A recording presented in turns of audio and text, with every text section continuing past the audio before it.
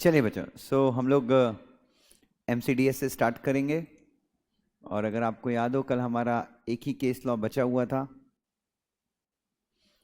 Will continue. I think अजीब सा नाम है जो अगला केस लॉ है उसका। चलिए, विल बिगिन। प्लीज़ अब यहाँ पे थोड़ा सा आज हमको पुराना केस लॉ भी ख़त्म करना है, नया चैप्टर भी शुरू करना है। चलिए, कल के लेक्चर में अगर आपको याद हो, वेन्यू ऑफ आर्बिट्रेटर, इन सब चीज़ों के बारे में अपन ने डिस्कस किया था। वेन्यू ऑफ आर्बिट्रेटर क्या है, और सीट, वेन्यू ऑफ आर्बिट्रेशन और सीट ऑफ आर्बिट्रेशन, इनके बीच में कल हम लोगों ने डिफरेंस बिटवीन देखा था, इफ यू रिमेंबर। नाउ फिर एक government of NCET Delhi versus यासिकान एंटरप्राइज के बीच में केस देखा था। चलिए बच्चों, जो आज का केस लॉ मैं आपके साथ डिस्कस करूंगा, the today's case law that I will be going to discuss with you is trustee Jacobite Syrian Catholic and others versus Jeepu Varkey. So if you could see this case law, आज हम लोग इस case law के साथ अपना discussion जो है वो शुरू करने वाले हैं। Trustee Jacobite Syrian Catholic and others versus Jeepu Varkey. और ये केस कहाँ पे गया है बच्चों? नेशनल कंज्यूमर रिड्रेसल कमीशन में ये केस लॉ गया है। ठीक है, चलिए नाउ अब इस केस के फैक्ट्स देखते हैं, क्या हुआ था इस केस में। लेट्स सी क्या हुआ था इस केस में। अब ये बेसिकली ये ट्रस्टी जो हैं ये पेटिशनर हैं, मतलब ये नेशनल कंज्यूमर रिड्रेसल फोरम से मदद मांगने गए थे। ठीक है, ट्रस्टी जैकोबाइट, जो ट्रस्टी हैं किसके? Jacobite Syrian Catholic and others, ये चर्च है, इसके जो ट्रस्टी थे वो पेटिशनर हैं। और जीपू वार्के ये बेसिकली रिस्पोंडेंट है। और मामला कहाँ पे गया है बच्चों? The matter has reached to national consumer redressal commission. चलिए देखते हैं क्या हुआ इस केस में। Mister Jeepu Varkey paid ₹1001 on this particular date. 31/12/1984 को मिस्टर जीपू वार्के ने पे किया था सीरियन कैथोलिक चर्च को for construction of family tomb in the church. मतलब जीपू वार्के की जो फैमिली है, इन्होंने सीरियन कैथोलिक चर्च को 1000 रुपये दिए थे, और 1000 रुपये दे के ये कहा था। और बच्चों 1984 का 1000 रुपीज़ मतलब आज का समझ लीजिए 10 लाख रुपए। ठीक है, अगर मैं गोल्ड की वैल्यू से काउंट करूं तो 1984 में 1 लाख रुपए जीपू वार्के ने पे किया था। किस चीज़ के लिए? Family Tomé. फैमिली टोम मतलब एक मकबरा, कब्र रखते हैं ना, तो चर्च में कब्र कंस्ट्रक्ट इन्होंने ही करना है। कंस्ट्रक्ट कौन करेगा? जीपू ही करेंगे। मतलब परमिशन मांगी, ट्रस्ट को 1000 रुपए दिए और ट्रस्ट से परमिशन मांगी कि मैं चर्च में अपनी फैमिली का मकबरा बनाना चाहता हूं। ठीक है, उसके बाद द टोम वॉज कंस्ट्रक्टेड। और टोम क्या हो गई? कंस्ट्रक्ट हो गई इन the church. However, the said tomb was destroyed by the church. लेकिन उस टॉम्ब को, उस मकबरे को चर्च ने क्या कर दिया? डिस्ट्रॉय कर दिया। कब डिस्ट्रॉय किया? मेरे हिसाब से सन 2002 में डिस्ट्रॉय किया। Aggrieved by the said destruction, Mr. Jipu filed a complaint before District Consumer Forum, and the District Consumer Forum ordered the complainant to construct the family tomb at its own cost and asked the church to provide necessary help to Mr. जीपू। समझ रहे हो, mister जीपू का अलग ही swag है। Mister जीपू ने क्या किया? मतलब देखिए, चर्च ने क्या किया सन 2002 में, जो फैमिली टोम था, जो मकबरा था, उसको चर्च ने क्या कर दिया? उसको चर्च ने डिस्ट्रॉय कर दिया। ठीक है, वो जो मकबरा बनाया हुआ था 1984 में, उसको चर्च ने डिस्ट्रॉय कर दिया। अब इस चीज़ से दुखी कौन हो गया? मिस्टर जीपू दुखी हो गया कि यार मैंने 1000 रुपीज़ दिए थे, बट स्टिल चर्च ने वो मकबरा क्या कर दिया? फैमिली का जो टोम था उसको डिस्ट्रॉय कर दिया। और इस चीज़ से जीपू जी दुखी हुए, और जीपू जी गए डिस्ट्रिक्ट फोरम में, ये बोल के कि मैं कंज्यूमर हूँ, मैंने चर्च को 1000 रुपए दिए थे, मतलब मैंने सर्विसेज ली थी चर्च की, और चर्च ने उस मकबरे को डिस्ट्रॉय कर दिया, टोम को डिस्ट्रॉय कर दिया, मतलब there is a deficiency in service. और डिस्ट्रिक्ट फोरम ने भी जीपू की बात मानी और बोले हाँ सही है, लेकिन जीपू तुम एक काम करो, तुम अपने खर्चे पे तुम टोम बना लो और चर्च तुम्हारी मदद करेगा। लेकिन जीपू भी इस फैसले से खुश नहीं था, और चर्च जो जैकोबाइट सीरियन कैथेड्रल चर्च है उसके जो ट्रस्टी थे वो भी खुश नहीं थे। दोनों पार्टीज ने डिस्ट्रिक्ट फोरम के डिसीजन को स्टेट कमीशन में चैलेंज किया। Aggrieved by the order, appeal was filed before state commission by both the parties. दोनों पार्टीज ने अलग अलग अपील्स फाइल की। कहां पे फाइल की बच्चों? स्टेट कमीशन में। And commission ordered the church to construct the tomb at its own cost and also to pay a compensation of rupees 25,000 to the complainant. Church ने क्या कहा?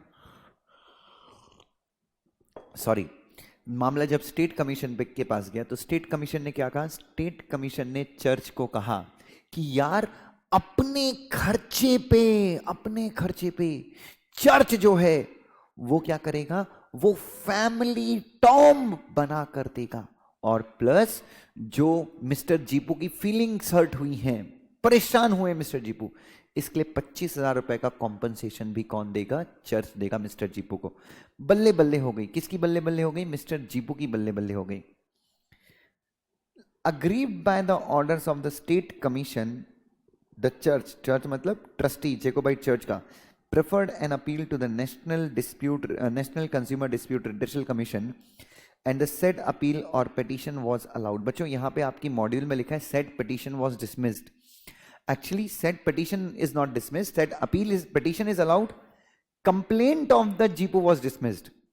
मतलब यहां पे मैंने क्लियर किया है, petition was allowed मतलब नेशनल कमीशन ने चर्च की पिटीशन को अलाउ किया, और मैंने यहां पे स्पेसिफाई किया है and the complaint of mister Jeepu, मतलब जो जीपू का कंप्लेंट था ना डिस्ट्रिक्ट फोरम में, जो सबसे पहला कंप्लेंट डिस्ट्रिक्ट फोरम में जीपू का कंप्लेंट था, उसको डिसमिस कर दिया। किसने डिसमिस कर दिया? नेशनल कमीशन ने। क्यों डिसमिस कर दिया? क्योंकि नेशनल कमीशन के हिसाब से मिस्टर जीपू कंज्यूमर ही नहीं है, और जब मिस्टर जीपू कंज्यूमर नहीं है तो जो सबसे पहला केस था डिस्ट्रिक्ट फोरम में वो केस ही वैलिड नहीं था। क्यों? As per the definition of consumer, as per Consumer Protection Act 1986, लेकिन अभी बच्चों अभी तो हम नए कंज्यूमर प्रोटेक्शन एक्ट में, तो आप 2019 के हिसाब से भी सेम है। हाँ, सेम कंज्यूमर की डेफिनेशन सेम ही है पुराने एक्ट में और नए एक्ट में।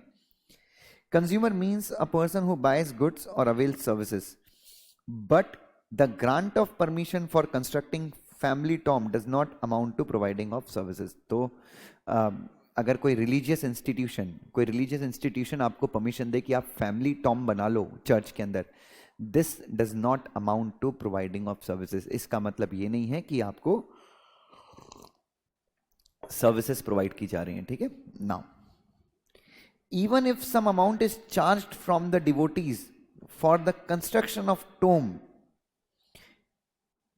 It would not amount to grant of service under the consumer protection act. मतलब अब कई लोग बोलते हैं नहीं नहीं नहीं, हमने तो पैसे दिए थे फैमिली, मतलब वो टोम बनाने की परमिशन जो हमको मिलती है उसके एवज में तो हमने पैसे दिए थे, तो हम तो कंज्यूमर है, बिकॉज हमने सर्विसेज ली और हमने 1,000 रुपए भी दिया था 1984 में। तो अरे तो सीधी सी बात है। तो नेशनल कंज्यूमर फोरम ने यह भी कहा कि भले ही रिलीजियस इंस्टीट्यूशन आपसे पैसे लेती हैं परमिशन ग्रांट करने के लिए, इसका मतलब कतई ये नहीं है कि रिलीजियस इंस्टीट्यूशन आपको किसी प्रकार की सर्विसेज प्रोवाइड कर रही है। ठीक है, भले ही रिलीजियस इंस्टीट्यूशन आप जैसे मंदिर में डोनेशन देते हो और डोनेशन के अगेंस्ट आपको प्रसाद मिलता है और वो प्रसाद में कुछ प्रॉब्लम होती है, तो भी आप कंज्यूमर नहीं कहलाते। ये ध्यान में रखना, आपको दूसरे लॉस के अंदर रिलीफ मिल जाएगी, but you are not called as consumer कि आपने सिर्फ मंदिर में चंदा दिया है और मंदिर ने आपको प्रसाद दिया, प्रसाद में कुछ गड़बड़ था, आपने खाया, आप बीमार पड़ गए, आपको कंज्यूमर प्रोटेक्शन एक्ट के अंदर रिलीफ नहीं मिलती। Hence the complaint of mister Jeepu is not maintainable. ठीक है, और orders of state commission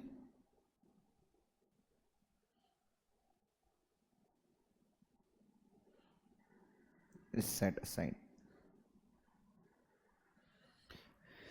Summary: grant of permission for the construction of family tomb even against some amount by the religious institution does not amount to rendering of services under the consumer protection act, चाहे वो 1986 का consumer protection act हो या फिर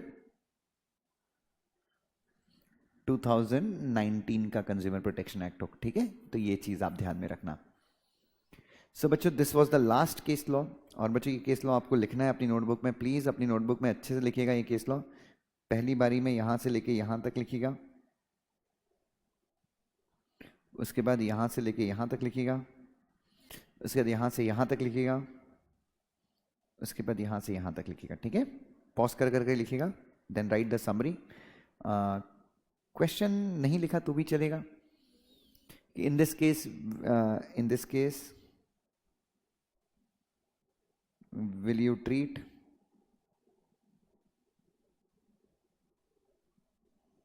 Mr. Jeepu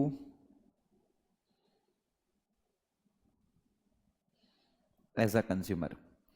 क्या इस case में आप मिस्टर जीपू को बतौर कंज्यूमर ट्रीट करेंगे? आप ऐसा क्वेश्चन पूछ सकते हैं, ठीक है।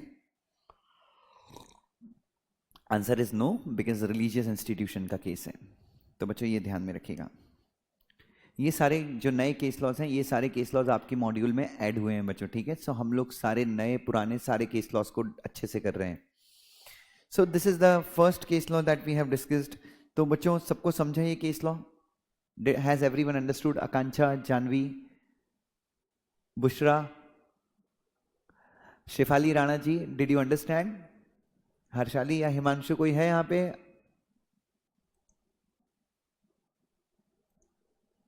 Is someone here? चलिए, so Janvi is here, Jyotsna is here, Akanksha is here. Okay, चलो कोई नहीं. So this is the first case law that we have done. Now, अब बच्चों हम लोग नया केस लॉ स्टार्ट करेंगे, नया चैप्टर स्टार्ट करेंगे। नए चैप्टर का नाम है इंटरप्रिटेशन ऑफ लॉ, ठीक है। So the name of the new chapter is interpretation of law. बहुत प्यारा चैप्टर है ये। सो इस चैप्टर में अपन क्या पढ़ने वाले हैं? देखिए मैंने पहले ही बताया, in this chapter we will cover the case laws relating to interpretation of various laws. इस चैप्टर में हम क्या पढ़ने वाले हैं? केस लॉज पढ़ने वाले हैं। और केस लॉज जो है वो किससे रिलेट करेंगे? अलग अलग लॉज के इंटरप्रिटेशन से। जिसका मतलब ये है, which means the court has given a clarification with regard to the interpretation of various laws। मतलब जो अगले केस लॉज हम पढ़ेंगे इस चैप्टर में इन केस लॉज के थ्रू कोर्ट ने अलग अलग लॉज के अंदर जो अलग अलग शब्द यूज हुए हैं उनका मीनिंग बताया है। तो इसमें हम बहुत सारे अलग अलग लॉज पढ़ेंगे, बहुत सारे अलग अलग शब्दों का हम मीनिंग पढ़ेंगे, क्योंकि चैप्टर का नाम ही है इंटरप्रिटेशन ऑफ लॉ। कायदे से इसका नाम होना चाहिए interpretation of law by the courts. Basically court जो है वो अलग अलग लॉस को अलग अलग केसेस के माध्यम से इंटरप्रेट कर रहे हैं। So these interpretation made by the court will guide us with regard to the interpretation of various provisions of the law. बच्चों ये जो इंटरप्रिटेशन है कोर्ट के द्वारा किए गए, ये हमको एक गाइडेंस देंगे, ठीक है। किस बारे में गाइडेंस देंगे? लॉ के अलग अलग प्रोविजंस के बारे में। ये सारे केस लॉज हमको एक गाइडेंस प्रोवाइड करेंगे, ठीक है। चलिए, so let's see. So we are starting with a new chapter. नए चैप्टर का नाम क्या है बच्चों? Interpretation of law. The name of the new chapter is interpretation of law. तो चलिए इस बच्चों ये भी चैप्टर बहुत बड़ा है। I think total 44 case laws हैं, ठीक है। सो मैं चाहता हूं कि ये चैप्टर हम लोग 5 या 6 लेक्चर्स में कंप्लीट करें। ये सारे 44 या 45 केस लॉज हैं, बहुत बड़े बड़े केस लॉज हैं, बहुत बड़े बड़े केस लॉज हैं, ठीक है। सो कोशिश करेंगे कि इनफैक्ट आज चूंकि फर्स्ट लेक्चर, आज भले ही हम 3-4 केस लॉज ही करेंगे इस चैप्टर से, but every day we will have to do at least, हम लोग टारगेट रखेंगे कि रोज हम कम से कम 6 केस लॉज इस टॉपिक की कंप्लीट करें। अभी हमको टोटल 80 केस लॉज और करने हैं। तो अगर हम 6 केस लॉज, बिकॉज मेरा टारगेट ये था कि इस महीने के लास्ट तक मैं आपका सिलेबस खत्म कर दूं, जो थोड़ा सा मुझे इम्पॉसिबल लगने लगा है अभी, but still I will try my best. चलिए, so is everyone ready? Shall we start with the first case law of this chapter. पहले केस लॉ का नाम है state of Madhya Pradesh versus MP transport workers federation. तो पहला जो case law है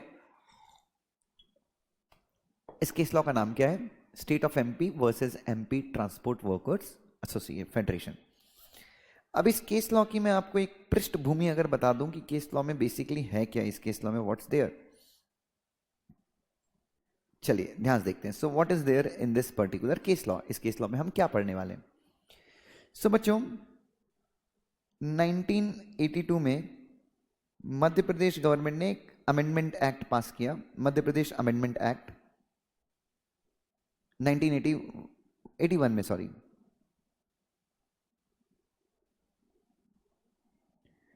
और इस अमेंडमेंट के जरिए जितनी भी इस अमेंडमेंट के जरिए जितने भी लेबर लॉज हैं, कुछ 16 लेबर लॉज हैं जिसके अंदर स्टेट गवर्नमेंट के पास पावर होती है।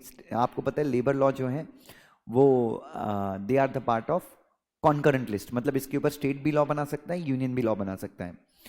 सो जितने भी लेबर लॉज हैं उनके अंदर, अच्छा लेबर लॉज के अंदर भी क्रिमिनल प्रोविजंस होते हैं। जैसे आपने ग्रेच्युटी किसी एम्प्लॉय की नहीं दी तो जो एम्प्लॉयर है उसको 3 महीने की जेल हो सकती है। तो जितने भी लेबर लॉज के अंदर जो भी क्रिमिनल ऑफेंसेस थे, उन सारे ऑफेंसेस को ट्राई कौन करता था? लेबर लॉज के अंदर जो क्रिमिनल ऑफेंसेस थे उन ऑफेंसेस को ट्राई कौन करता था? उन सारे ऑफेंसेस को ट्राई करते थे क्रिमिनल कोर्ट्स। ठीक है, उन सारे ऑफेंसेस को ट्राई कौन करता था? Criminal courts. लेकिन 1981 में मध्य प्रदेश गवर्नमेंट ने क्या किया? एक अमेंडमेंट किया, एक नया लॉ बनाया, इनफैक्ट मतलब पुराने लॉज में अमेंडमेंट किया। और अमेंडमेंट के जरिए मध्य प्रदेश की गवर्नमेंट ने या मध्य प्रदेश के स्टेट लेजिस्लेचर ने यह कहा कि जो भी पावर क्रिमिनल कोर्ट की है लेबर लॉज के अंदर क्रिमिनल मैटर्स को ट्राई करने की, सुनिएगा ध्यान से, जो भी पावर लेबर कोर्ट्स की है लेबर लॉज के अंदर, जो भी पावर क्रिमिनल कोर्ट्स की है लेबर लॉज के अंदर ऑफेंसेस को ट्राई करने का, एंटरटेन करने का, वो सारी पावर ट्रांसफर कर दी गई लेबर कोर्ट्स को। ठीक है, इसका मतलब 1981 तक जो भी मैटर्स, 1981 तक जो भी मैटर्स कौन ट्राई करता था? 1981 तक जो भी मैटर्स कौन ट्राई करता था? क्रिमिनल कोर्ट्स ट्राई करते थे। वो सारे मैटर, एक अमेंडमेंट आया और सारे मैटर ट्रांसफर कर दिए लेबर कोर्ट में। ठीक है, और सब कुछ बढ़िया चल रहा था। लेकिन सन 2002 में मध्य प्रदेश गवर्नमेंट ने जो अपना मध्य प्रदेश एक्ट था उसमें क्या किया? फिर से अमेंडमेंट किया और वापस से, अभी तक मैटर कहां जा रहे थे? अभी तक मैटर लेबर कोर्ट्स में जा रहे थे। मध्य प्रदेश गवर्नमेंट ने जो अमेंडमेंट किया उस अमेंडमेंट के थ्रू ये कहा कि नहीं भाई, अब पहले जैसी व्यवस्था हो जाएगी। लेबर कोर्ट्स बहुत ज्यादा क्या हो गए? बर्डन्ड हो गए हैं, लेबर कोर्ट्स के ऊपर बहुत ज्यादा बर्डन हो गया है। इसलिए अब वापस से जितने भी लेबर लॉज हैं उन लेबर लॉज के अंदर जो भी क्रिमिनल ऑफेंसेस के प्रोविजन है जो अभी तक लेबर कोर्ट्स ट्राई कर रहे थे, अब वापस से वो सारे ऑफेंसेस कौन ट्राई करेगा? क्रिमिनल कोर्ट्स ट्राई करेंगे। और ये जो 2002 का अमेंडमेंट था, इस अमेंडमेंट को 2005 में क्या किया गया? नोटिफाई किया गया। अब इस चीज से मिर्ची किसको लगी? लेबर यूनियंस को बहुत मिर्ची लगी। लेबर यूनियन ने कहा कि मामला जो लेबर कोर्ट सॉल्व करता था, मतलब लेबर लॉस के अंदर जो मामले लेबर कोर्ट सॉल्व करता था, जो अभी तक व्यवस्था थी अमेंडमेंट के पहले तक, ये काफी अच्छी व्यवस्था थी। इसके थ्रू इंडस्ट्रियल हार्मनी प्रमोट होती थी, लेबर और एम्प्लॉयर के बीच में अच्छे रिलेशन होते थे। और क्रिमिनल कोर्ट्स में मैटर जाते हैं तो बहुत लेट हो जाता है। इसलिए लेबर्स की एसोसिएशन थी वो क्या चाहती थी? लेबर्स की एसोसिएशन चाहती थी कि जो भी क्रिमिनल ऑफेंसेस होते हैं लेबर लॉ से रिलेटेड, वो लेबर कोर्ट में ही होना चाहिए। ठीक है, तो बेसिकली जितने जो लेबर्स की एसोसिएशन थी, जो क्या थी? लेबर्स की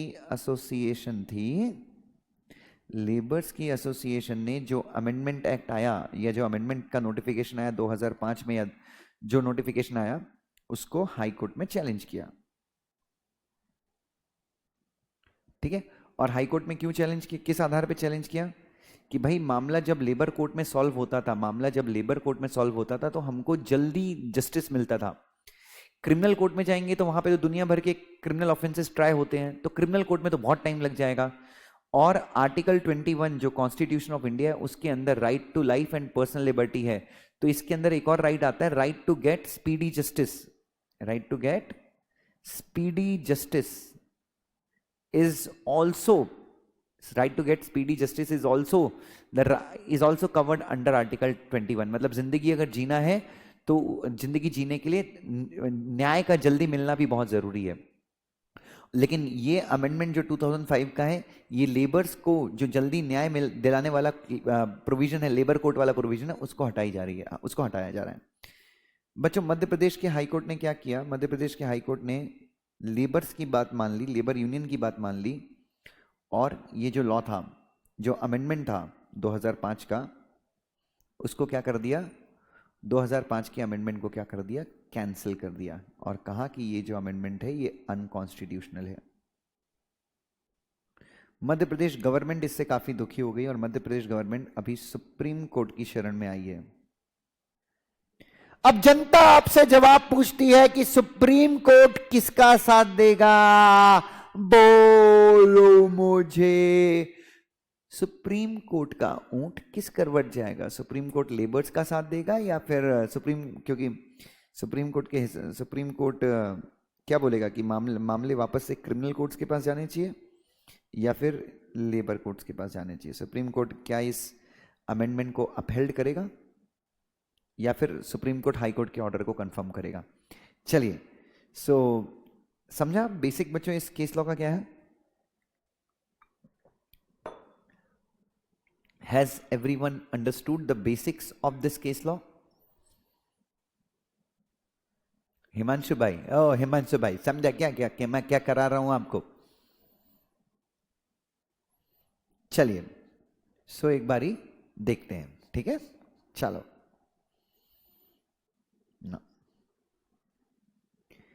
मध्य Pradesh amendment act, Madhya Pradesh Amendment Act gave powers to labor courts to try offences under labor laws against regular criminal courts. या अगेंस्ट के बाद लिख सकते हो in place of the regular criminal courts, ठीक है? To try criminal offences under labour laws, ठीक है? तो ये अमेंडमेंट एक्ट कब पास हुआ था? एमपी अमेंडमेंट एक्ट 1981 में एक अमेंडमेंट हुआ था, ठीक है? However, by an amendment notification of 2002, by amendment 2002 का था, amendment of 2002 which was notified in 2005, the said provision was reversed, मतलब ऊपर का जो 1981 का प्रोविजन रिवर्स था, and the power to try offense under labor laws was again shifted to the criminal courts on the ground that labor courts were already burdened. किस ground पे बच्चों? कि लेबर कोर्ट्स जो है वो ऑलरेडी क्या है? ओवरबर्डन्ड है। लेबर कोर्ट जो है वो ऑलरेडी क्या है? ओवरबर्डन्ड है, और इसीलिए वापस से हमने क्या कर दिया? लेबर कोर्ट चूंकि ओवरबर्डन्ड है, इसलिए वापस से हमने क्या कर दिया? What did we do is, Madhya Pradesh की गवर्नमेंट ने वापस से ये कहा कि जो भी क्रिमिनल ऑफेंसेस हैं अब वो क्रिमिनल कोर्ट्स ट्राई करेंगे, ठीक है? नाउ, तो जो 2002 का अमेंडमेंट था, the amendment of 2002 was challenged by the workers association, लिख सकते हो association, on the ground that the offences were tried by the labor courts,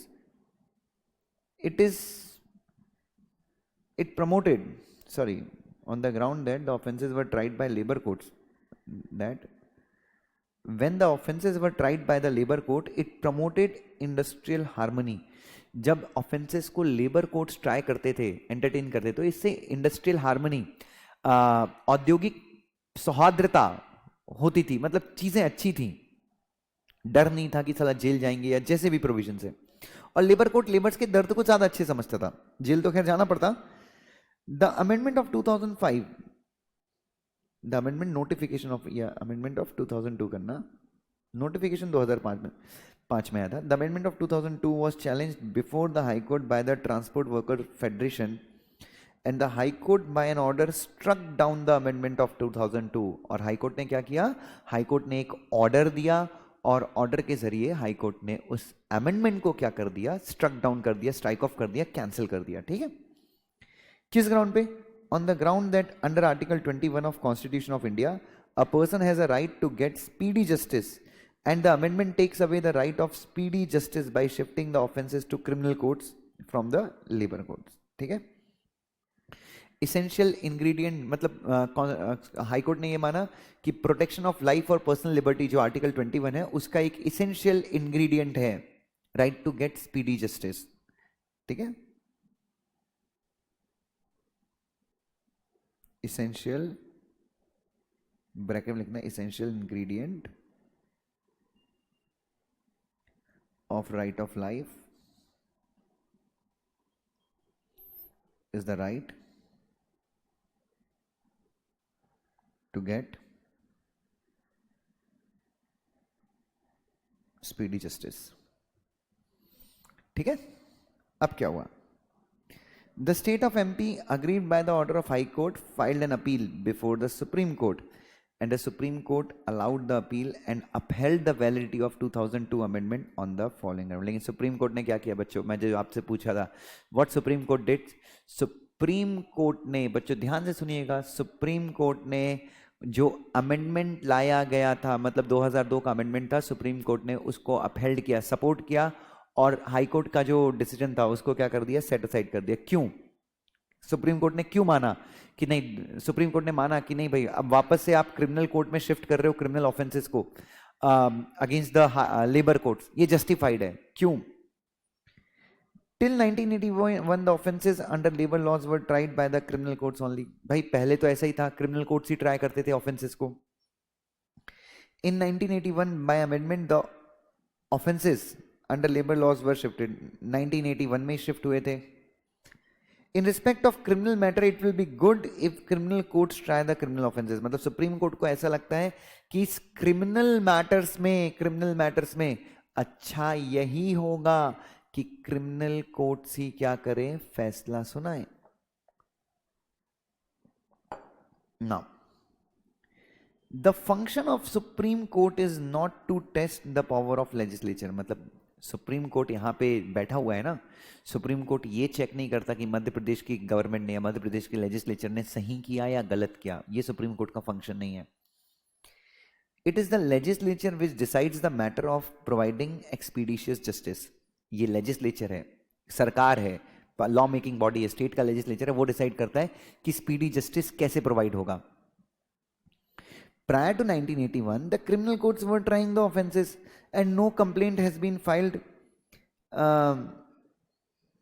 no complaint has been received that the criminal courts delay the matters. मतलब 1981 के पहले जो है criminal courts ही labour laws के अंदर क्रिमिनल ऑफेंसेस को try करते थे और कभी उस दौरान ऐसी शिकायत नहीं आई कि क्रिमिनल कोर्ट ने मैटर्स को डिले किया है.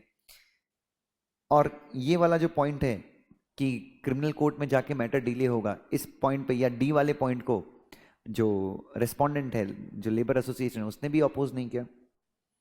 Hence the 2002 amendment act which was notified in 2005 is upheld. और इसलिए जो नोटिफाई हुआ था अमेंडमेंट एक्ट 2002 में, उसको क्या किया? अपहेल्ड किया. और हमेशा याद रखना, it is the legislature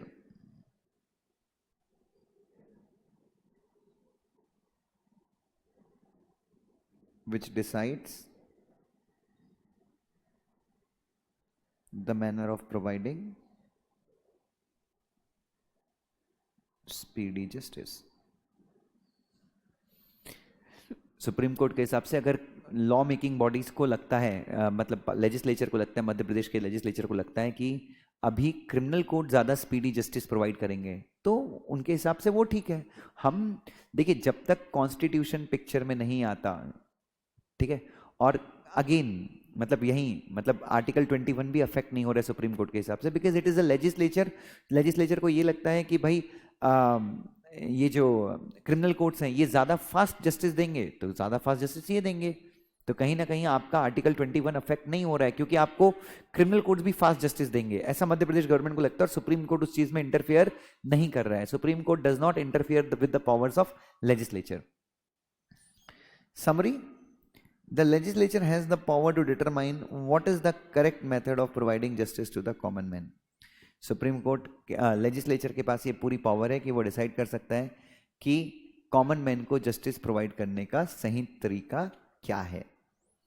is that clear?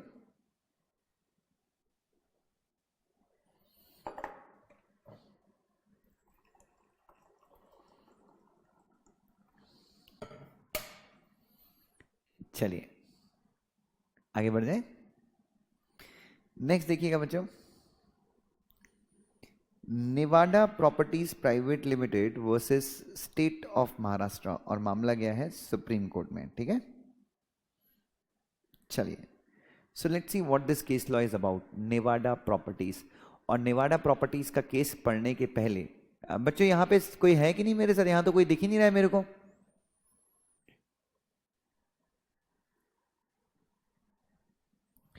चलिए, सो इंटरप्रिटेशन ऑफ लॉ का जो चैप्टर है उसका हम सेकंड केस लॉ देखने वाले हैं।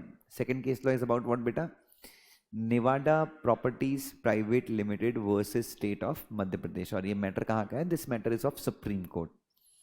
सो लेट्स सी, मैं ये पढ़ाने के पहले आपको सबसे पहले सेक्शन 102 ऑफ सीआरपीसी दिखाना चाहता हूं।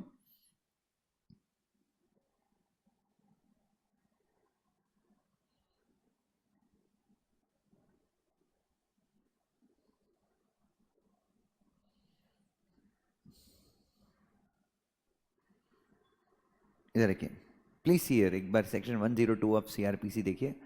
Power of police officer to seize certain property, ठीक है।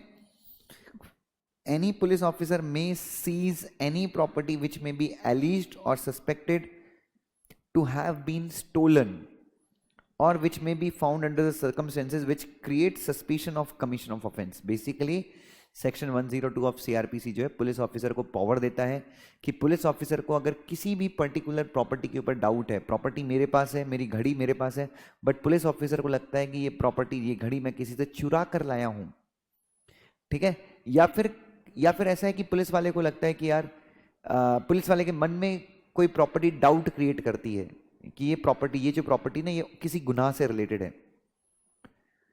Such police officer if subordinate to the officer in charge in police station shall forthwith report the seizure to that officer. अच्छा, और अगर scissor किसने किया है? पुलिस स्टेशन के in charge के नीचे वाले ऑफिसर ने अगर सीजर किया है, तो जैसे ही वो सीजर करता है उसको तुरंत किसको इन्फॉर्म करना है? अपने सीनियर रैंक के पुलिस ऑफिसर को क्या करना है? इन्फॉर्म करना है, ठीक है। चलिए, सो और बच्चों अगर सीजर कौन करता है?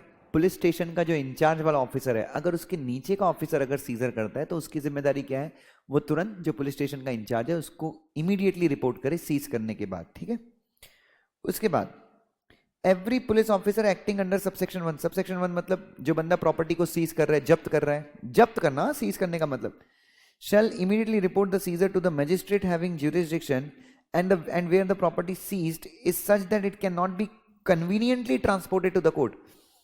जो भी प्रॉपर्टी आप सीज करते हो तुरंत आपको मजिस्ट्रेट को बताना है कि आपने प्रॉपर्टी सीज की, और प्रॉपर्टी का नेचर ऐसा है जैसे आपने कोई बड़ा ट्रक या कोई रोड रोलर सीज किया है जो चलता नहीं है, तुरंत आपको क्या करना है, अगर वो कोर्ट को ट्रांसपोर्ट नहीं होती, he may give the custody thereof to the person on executing a bond undertaking to produce the property before the court as and when required to give effect to the further orders of the court। तो कुछ नहीं बच्चों, वो क्या करेगा? Police office अगर property ऐसी जब्त की है जो इतनी भारी भरकम है कि उसको उठा के कोर्ट में जमा नहीं कराया जा सकता, उस प्रॉपर्टी के लिए क्या होना चाहिए? उस प्रॉपर्टी को वहां पे कोई इंसान है, कोई जिम्मेदार इंसान है, या जो उस प्रॉपर्टी का मालिक है, बेसिकली जो उस प्रॉपर्टी का मालिक है, उससे एक बॉन्ड साइन कराना, पेपर पे लिखवाना कि जब जब कोर्ट इस प्रॉपर्टी को बुलाएगा, जब जब कोर्ट इस प्रॉपर्टी को मांगेगा, तब तुम इस प्रॉपर्टी को लेके कोर्ट में आओगे, ठीक है।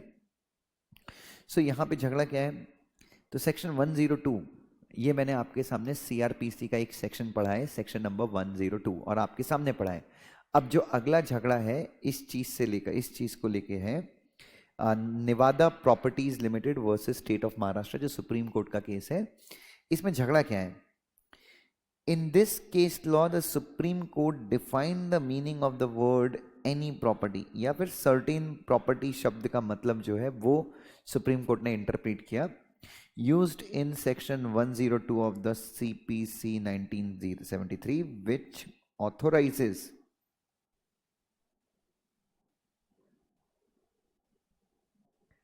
the police officer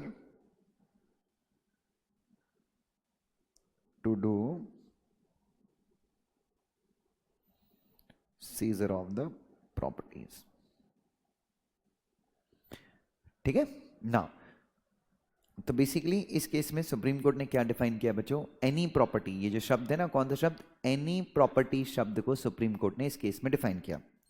now actually section 102 of CrPC provides the power to the police officer to seize any property, मतलब सर्टेन प्रॉपर्टी।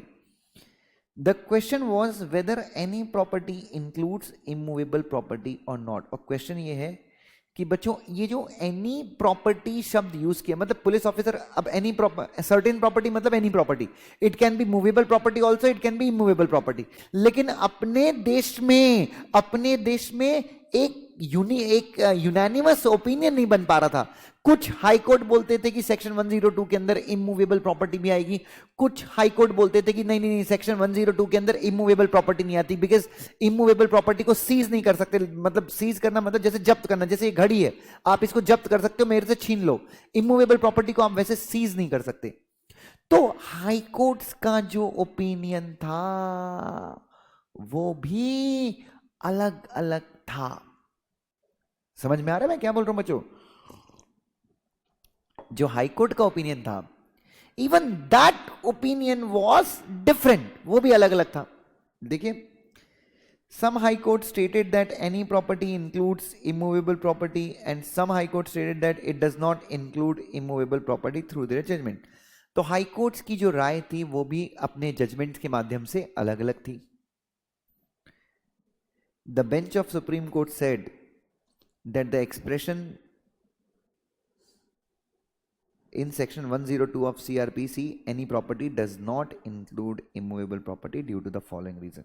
सुप्रीम कोर्ट ने, जो सुप्रीम कोर्ट की बेंच थी, 3 जजेस की बेंच बनाई सुप्रीम कोर्ट ने, और उन 3 जजेस की बेंच ने इस केस लॉ में, इस केस में नेवाडा प्रॉपर्टीज के केस में एक बेंच मार्क फैसला दिया, और उसने कहा कि सेक्शन 102 के अंदर इमूवेबल प्रॉपर्टी को शामिल नहीं करना है। ये जो शब्द इमूवेबल प्रॉपर्टी यूज हुआ है, इसके अंदर क्या नहीं आएंगी? इसके अंदर इमूवेबल प्रॉपर्टीज को इंक्लूड नहीं करना है। चलिए रीजंस।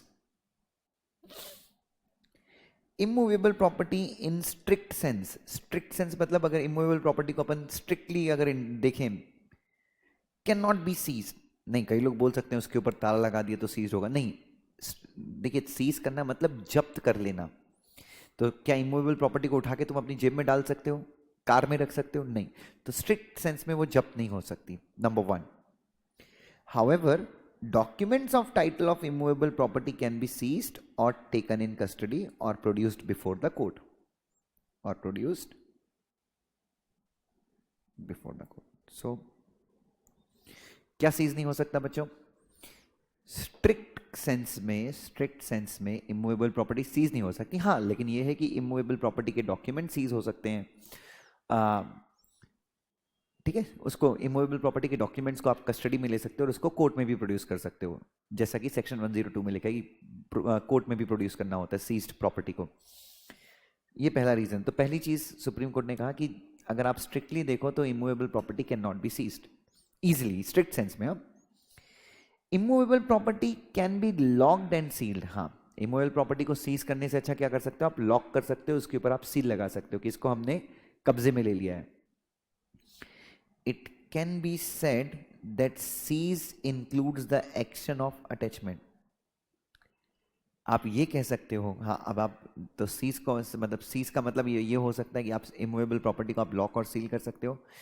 तो हम ये बोल सकते हैं सीज का मतलब हो गया कि प्रॉपर्टी को के ऊपर क्या करना, हमने ताला लगा देना, प्रॉपर्टी को अटैच कर लेना। प्रॉपर्टी के लिए रिसीवर अपॉइंट कर देना, केयर टेकर अपॉइंट कर देना, and lock attachment and sealing. But these type of seizure will require dispossession of the person who is in the possession of the property. But अगर आपको ऐसे seal करना है, seize करना है, मतलब आपको प्रॉपर्टी के ऊपर प्रॉपर्टी को अटैच करना है, प्रॉपर्टी को सील करना है, तो आपको प्रॉपर्टी पे ताला लगाना पड़ता है बाहर से। और इसका मतलब ये है कि आपको जो बंदा उस प्रॉपर्टी में ऑलरेडी रह रहा है उसको उस पर्टिकुलर प्रॉपर्टी से आपको डिस्पजेस करना होता है। ठीक है, तो कहीं ना कहीं जो मामला सीजर से शुरू हुआ था, तो स्टेप बाय स्टेप देखिए, सीजर करने के लिए आपको लॉक एंड सील करना पड़ेगा, अटैच करना पड़ेगा, और अगर आपको प्रॉपर्टी अटैच करना है तो आपको उसके मालिक को वहां से निकालना पड़ेगा, डिस्पोजेस करना पड़ेगा। Language of section 102 does not support the interpretation that the police officer has the power to dispossess a person in possession in order to seize it. Correct है, मैंने आपके सामने सेक्शन 102 पढ़ा है। सेक्शन 102 सिर्फ किसकी बात कर रहा है कि पुलिस ऑफिसर जो है वो सीज कर सकता है। सेक्शन 102 में ये नहीं लिखा है कि जो बंदा ऑलरेडी उस प्रॉपर्टी में रह रहा है उसको डिस्पोजेस करो, उसको वहां से भगाओ, ऐसा सेक्शन 102 में नहीं लिखा है। This power is not expressly और इम्प्लाइडली गिवन इन सेक्शन 102 में पुलिस ऑफिसर को डिस्पोजेस करने का पावर नहीं है। सो वी कैन नॉट से, हम ये नहीं कह सकते कि police officer is impliedly authorise to dispossess a person, मतलब तो हम ये नहीं बोल सकते कि सेक्शन 102 के अंदर पुलिस ऑफिसर को इम्प्लाइड अथॉरिटी है कि पुलिस ऑफिसर डिस्पोजेस कर दे। सीजर का मतलब डिस्पोजेस भी है और वहां से निकाल दे, नो, सीजर का मतलब है अटैच करना। लेकिन अगर अटैच करने के लिए अगर आपको किसी को डिस्पोजेस करना है तो वो पावर सेक्शन 102 में नहीं है, क्योंकि आपको इमूवेबल प्रॉपर्टी को अगर अटैच करना है तो वहां पे जो ऑलरेडी रह रहा है उसको आपको डिस्पोजेस करना होगा। Getting my point? आपको समझ में आ रहा है ना मैं क्या बोल रहा हूं? ठीक है, चलिए। Section 102 is not an enabling section which allows the police officer to seize the property and hand over the property to a person to whom police officer believes to be the true owner. Section 102 एक प्रकार से enabling section भी नहीं है। Enabling section का मतलब जो section चीजों को इनेबल करता है, जो सेक्शन बहुत सारी चीजें करने के लिए आपको अलाउ करता है। तो क्या सेक्शन 102 में कहीं पे ऐसा जिक्र है कि आप इमूवेबल प्रॉपर्टी को क्या कर लो, आप इमूवेबल प्रॉपर्टी को अटैच कर लो, ठीक है, और अटैच करने के बाद इमूवेबल प्रॉपर्टी की चाबी आप एक इंसान को दे दो और उससे बोलो कि इस प्रॉपर्टी का ख्याल रखो, हमारे बिहाफ पे इस प्रॉपर्टी का ख्याल रखो, ऐसा कुछ है क्या? नहीं। हाँ, बॉन्ड के प्रोविजन है, लेकिन बॉन्ड के प्रोविजन में वो क्लियरली बोला है कि वो उन प्रॉपर्टीज के लिए जो ट्रांसपोर्ट नहीं हो सकती, और इमूवेबल प्रॉपर्टी के लिए हम लोग ट्रांसपोर्ट जैसे शब्दों का प्रयोग नहीं करते, प्लीज। तो वो बॉन्ड वाली जो बात है, प्लीज आप उसको ये मत समझिए कि that is in relation to immovable property, not, no no no, not at all. ठीक है, सो ऐसा भी कुछ प्रोविजन नहीं है कि पुलिस ऑफिसर क्या करें, प्रॉपर्टी को अटैच, इमूवेबल प्रॉपर्टी को अटैच कर लें और वो प्रॉपर्टी किसी ट्रू ओनर को बोल दें कि भाई आप इस प्रॉपर्टी का, हमने आपको प्रॉपर्टी को सीज कर लिया and please take care of this property, now this property is in our custody, हम इस प्रॉपर्टी, मतलब आप इस प्रॉपर्टी के भले मालिक हो बट हमने इसको सीज किया, तो ऐसा भी कोई प्रोविजन नहीं है। Section 142 to section 146 of CrPC contains specific provision in relation to immovable properties. Section 142 से लेके सेक्शन 146 तक स्पेसिफिक प्रोविजंस हैं जो इमूवेबल प्रॉपर्टी, इनके अटैचमेंट, सीजर, सीलिंग से डील करते हैं। So the power to seize, attach, seal of the property under section 102 of CRPC does not extend to immovable properties। और आपको ये ध्यान में रखना है कि जो पावर है सेक्शन 102 के अंदर, जो सीजर वगैरह की पावर है वो इमूवेबल प्रॉपर्टीज पर लागू नहीं होती, ये चीज आप ध्यान रखिए। ठीक है, उसके बाद केस लॉ की समरी भी लिखनी है। समरी क्या है? Any property word, the word any property used in, या सर्टेन प्रॉपर्टी भी लिख सकते हो, जो वर्ड यूज हुआ है, it does not include immovable properties, ये ध्यान में रखिएगा। ठीक है, क्वेश्चन अगर आपको बनाना है तो लिख सकते हैं, do you think that the word certain property used in section 102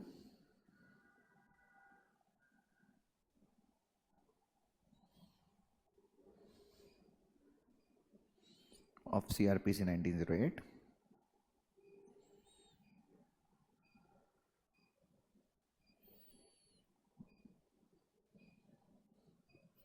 ठीक है, दूसरा मैं पूछ सकता हूं attachment of immovable property and seizure of immovable property are one and the same thing.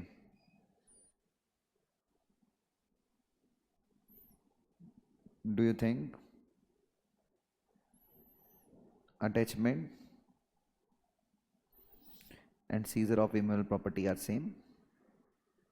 तो इसमें आपका आंसर क्या होगा? आपका आंसर इसमें ऐसा होगा कि सर सीज करना मतलब आप स्टेप बाय स्टेप जाएंगे। कैसे? You will start from here.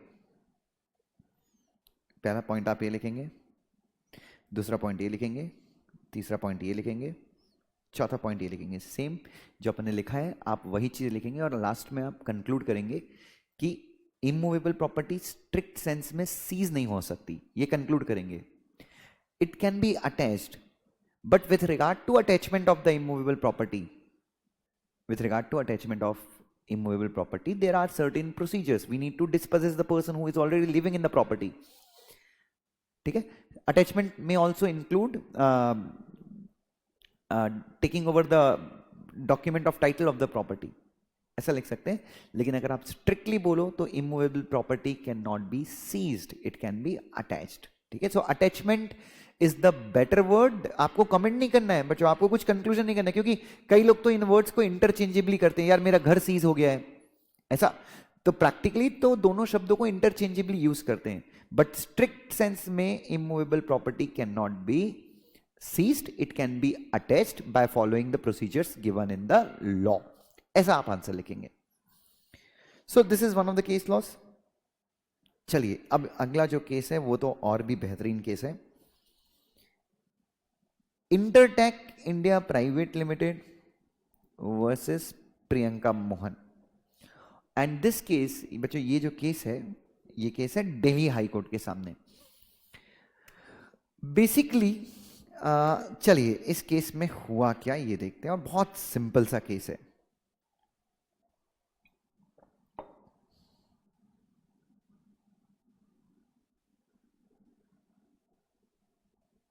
सो एक कंपनी है जिसका नाम है इंटरटेक, और ये प्रियंका मोहन जी हैं।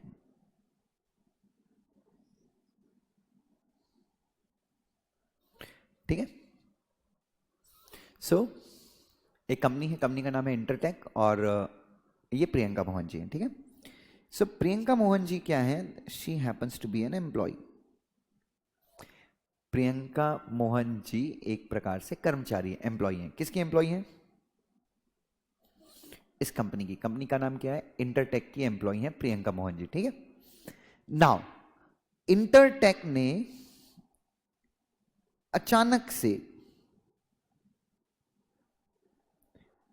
प्रियंका मोहन को काम से निकाल दिया।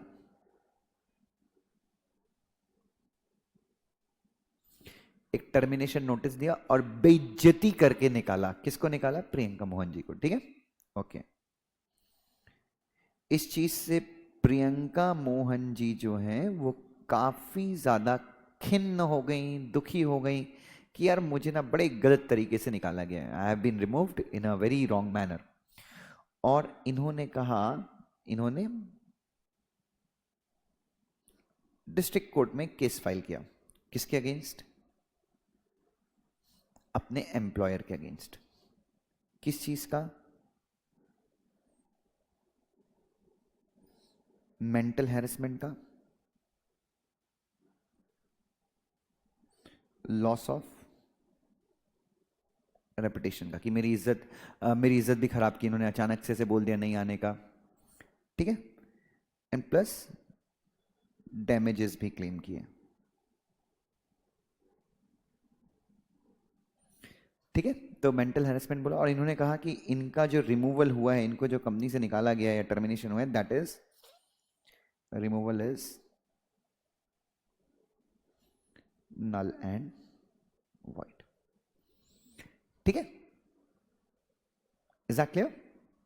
नाउ सो बच्चों, कुल मिला के ऐसा हुआ है कि भाई कंपनी ने अपने एक एम्प्लॉय को रिमूव कर दिया है। अब बच्चों इस पूरे केस में ध्यान से याद रखिए कि प्रियंका मोहन जब कोर्ट गई हैं तो कोर्ट में प्रियंका मोहन ने ये कभी भी नहीं कहा कि आई वॉन्ट अ री इंस्टेटमेंट इन सर्विसेज।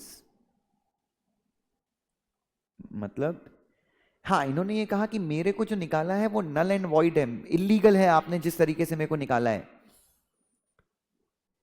ठीक है, मतलब बच्चों मैं ये कह रहा हूं कि आपने मुझे गलत तरीके से निकाला है और उसके लिए मुझे डैमेजेस चाहिए, बिकॉज मेरे को मैं मेंटली काफी हरेस हुआ हूं इस चीज से, मेरा रेपुटेशन खत्म हुआ है। बट इसका मतलब ये नहीं है कि मैं ये बोल रहा हूं कि मुझे वापस से क्या किया जाए, मुझे वापस से काम पे रखा जाए। ठीक है, तो ये सब चीजों के चलते प्रियंका मोहन ने सिविल सूट फाइल की। अब सिविल सूट के अगेंस्ट जो अपनी इंटरलिंक कंपनी, इंटरटेक कंपनी है, इसने कोर्ट में एक एप्लीकेशन डाला under order 7, sorry rule 7 order 11D के अगेंस्ट। एक में यही है ना, just let me check, correct है, sorry order 7 and rule 11D। एक बार हम देखेंगे क्या है इसके अंदर। सो इंटरटेक ने एक एप्लीकेशन डाला ऑर्डर 7 एंड रूल 11D। मैं आपको अभी नहीं बताऊंगा, आपको पढ़ना पड़ेगा, हर एक चीज मैं आपके हाथ में ही दूंगा। इसके अंदर एक एप्लीकेशन डाला, किसने? इंटरटेक ने। और वो एप्लीकेशन जो ट्राइंग कोर्ट था जहां पे ये मामला चल रहा था, उसने रिजेक्ट कर दिया। एप्लीकेशन रिजेक्ट हो गया तो इसको बहुत दुख हुआ और फिर इंटरटेक जो है वो कहाँ गया? दिल्ली हाई कोर्ट गया रिलीफ मांगने के लिए। So now we have to see, हम एक बार देखेंगे ये provision order 7 and rule 11D क्या लिखा है इसमें।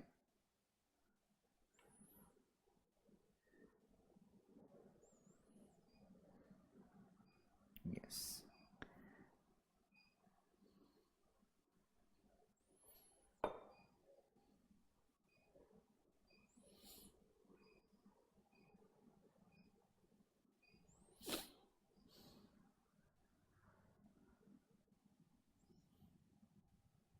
चलिए, वी वांट बेयर एक्ट।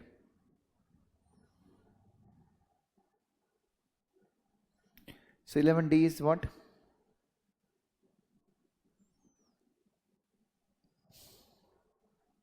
अरे यार, चलिए, so we are not getting any proper thing, तो मैं आपको खुद ही बता देता हूँ। चलिए, क्या है यहाँ पे बेसिकली ऑर्डर 7 रूल 11D के में क्या होता है कि एक पार्टी कोर्ट से एप्लीकेशन देती है कि सर प्लीज़ इस केस की ट्रायल शुरू नहीं होनी चाहिए, इस केस का मुकदमा शुरू नहीं होना चाहिए और प्लेंट को डायरेक्टली रिजेक्ट कर दीजिए। प्लेंट बेबुनियाद है, शिकायत जो मेरे खिलाफ की गई है वो बेबुनियाद है, it is barred by limitation, या फिर इसके पास कोई एविडेंस ही नहीं है, there is no cause of action, फालतू में कोर्ट का टाइम वेस्ट किया जा रहा है।